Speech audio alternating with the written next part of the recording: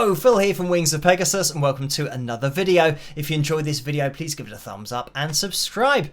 So this is an update video following on from the video that I made about the fraud going around on YouTube with multiple channels where it looks like they're auditioning for America's Got Talent, Britain's Got Talent, The X Factor, those kinds of shows, but they have edited their video together in order to make it look like that. So get as many views as possible, and some of the view counts are just ridiculous, like 6.7 million one video had, and one channel had 220 million views. So yeah, it's a huge thing. So I did forward that video to Scott, the lawyer that I mentioned in that video, but also in live streams, for him to take a look at, and he has.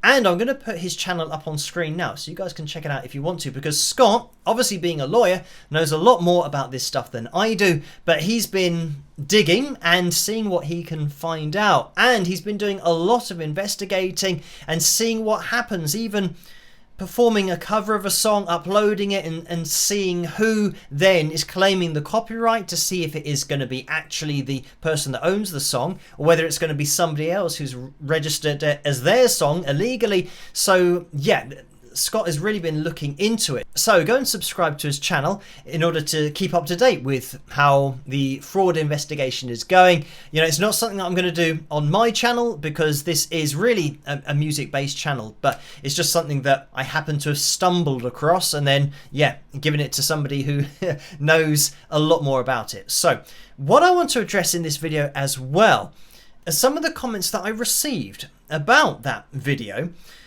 And I mean, on the whole, people said, yeah, you know, it's outrageous that people are doing this and they could be earning a lot of money by misleading people. And I got an email from somebody saying, who actually claimed to be a lawyer themselves, and they said, ironically, the videos that you're looking at are probably covered by fair use because they are parodies. Now, I think that if you have a video that is a parody, it has to clearly be that.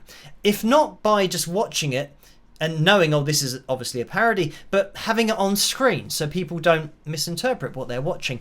And certainly with Scott, I think he agrees with my point of view that it's got to be obviously a parody. Otherwise, it is misleading. So what I want to do is give the definition of parody. And parody is an imitation of the style of a particular writer, artist, or genre with deliberate exaggeration, and that is underlined, for comic effect.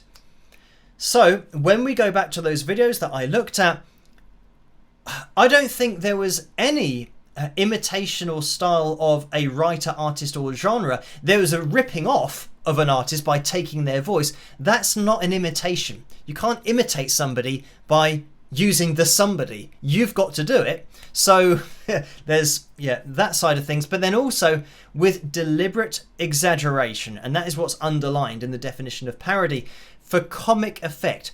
And the America's Got Talent, Britain's Got Talent, The Voice, or you know, the other contests that we use, the X Factor is another one, all of the footage that was used was not exaggerated deliberately, and you know, everything that was done was not done for comic effect. There wasn't laughing on it, you know, something that you would associate with a parody. So the person that emailed me saying that, you know, it's probably covered by fair use, I don't think it would be, because to me it clearly wasn't a parody, because if it were, you wouldn't have comments underneath it saying, oh wow, what an amazing voice, you know, the best voice since Bobby that I've heard, or I loved your version, and then somebody, the actual owner of the channel would say, thanks. They wouldn't say, oh no, it's not my version, it's not even my voice, and everything that I've put on screen is a parody. So I think on the whole, most people are in agreement in the comment section on that video that I made, but there's a particular theme that a few comments have followed where they've said one of two things. The first thing is, oh, well, Simon Cowell deserves to not earn as much money as he could be earning, so I'm happy that he's getting scammed, and that, you know, people are registering or earning money from, you know, his registered trademarks and from the footage from his shows, all that kind of stuff. And what I would say to that is, I mean, first of all, just because somebody has lots of money and you might not like them, doesn't mean that they deserve to not be entitled to what they should be entitled to by law. And the law is not written by Simon Cowell. He didn't invent that. It is written to protect everybody. It's written to protect me as an independent artist. I'm not part of the music industry, but I do have an album. I do sell my songs. I own the publishing rights to my songs, which means that I receive royalties when they're played, either on TV or on the internet. So those laws are keeping me safe. That means that I earn money from my songs. Just because someone's made more money, it doesn't then mean that, they don't have the right to earn money from things that they have designed, such as, these shows and the registered trademarks of the shows. So, yeah, I don't buy that because it's not applicable. Laws should apply to everybody, and I think that's the attitude that people maybe lose because of the subjectivity of who the law refers to. The second thing that I've seen a few times, which, again, I can't get my head round, but some people have said, who cares? And it was actually a comment written exactly like this. They said, who cares? Can't you just... what was it? Can't you just appreciate the ingenuity? ? So, I've got multiple issues with that kind of comment. So first of all, who cares? Well, it's against the law, so everyone should care, if you want to live in a fair society. But then, can't you appreciate the ingenuity?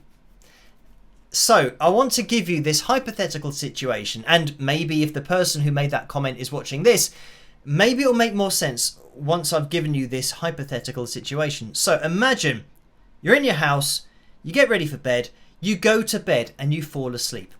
In the morning, when you wake up, you go downstairs and everything's gone from your house. Your TV, your Skybox, your PlayStations or Xboxes, whatever they, if you've got kids, all of their toys are gone, all of the awards they might have won at sports days or whatever. Your whole flat or apartment or house is cleared. So you've been robbed. People have come in and they've taken stuff. But they managed to do it without waking you up. When you get downstairs, and your car's gone because they've managed to do that as well. They've got the keys without waking you up. So is your first reaction to that, wow, you've got to respect their ingenuity to be so quiet that they didn't wake me up. So hats off to them. Would that be your first reaction? And then when somebody says, all of our stuff's gone, all of our memories are gone, what are we going to do? Shall I call the police? And then, the owner says, well, no, let's just accept what they've done here. They've managed to steal all this stuff without waking us up. So, fair play to them. Let's not call the police. And the other person will say, well, what do we do now? He said, well, we're just going to have to earn the money again to replace all the things that they've stolen. But, you can't knock them. They've done a really good job. When you put it in, because it is breaking the law, when you put it in a hypothetical situation like that, it's mental to think that that would be your reaction to having all of your worldly possessions stolen, that you would appreciate the efficacy or appreciate the workmanship of the thieves, that they did such a good job. You've got to at some point come down to a base level where there are laws and you can't break those laws. And the people that make these videos know they are breaking the law. And they know what they're doing isn't right, especially with the guy who's using Bobby's voice. And I had an email from somebody saying, and giving me the whole background behind this guy and his channel, saying how, he works really long hours and that he doesn't get an opportunity to see his 3 daughters that he has and all these different things. And, while I can empathise with people having hard lives and maybe needing to work a lot to support the family that they've chosen to have, and if you've got 3 kids, you have to be able to provide for them, which means that you do have to work more. But I've got empathy in that I know that some people have very hard lives, and in particular countries it's harder to make a living, and you might not get paid as much as in other countries. But all these different things, you still can't break the law.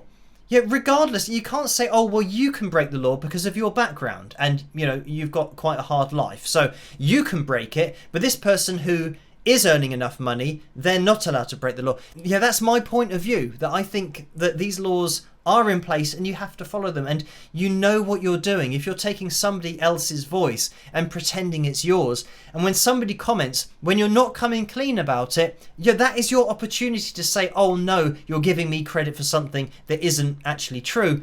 That's your opportunity to come clean. So just responding to people saying thanks and not telling them that they are wrong, that them thinking that's your voice is actually, you know, oh, this is a parody video where it's clearly not labelled as that. Yeah, they should come clean and say, oh, no, you've been misled. And I apologise for that. I'll put something on the video so that more people don't get misled. But they know what they're doing. And this is the point, that you've got to follow the law. Yeah, it's just as simple as that. So, yeah, go and check out Scott's channel for updates on the whole fraud situation.